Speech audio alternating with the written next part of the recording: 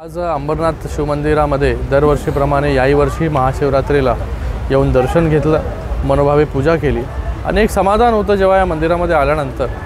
आणि या मंदिराचा या शिवशंकराचा आशीर्वाद जो आहे हा माझ्या पाठीशी, पूर्ण परिवाराच्या पाठीशी अगोदरपासूनच आहे।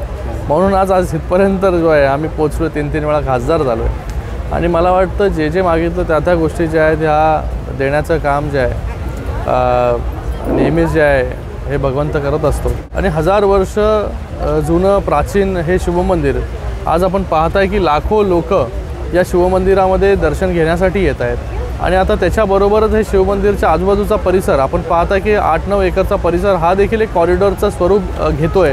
घाटाचं काम मोठ्या प्रमाणामध्ये संपत देखील आलेलं आहे। जे कुंड होतं, एक प्राचीन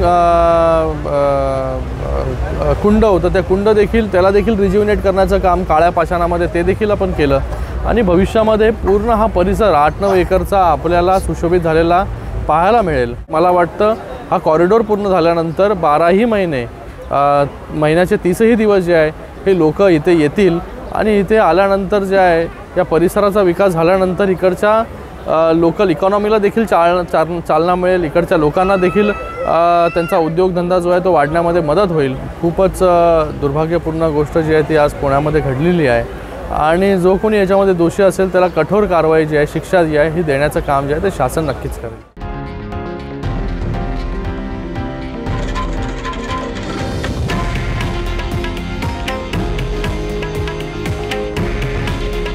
हे आहे देशातील नंबर 1 न्यूज नेटवर्क आणि आपण पाहत आहात TV9 मराठी।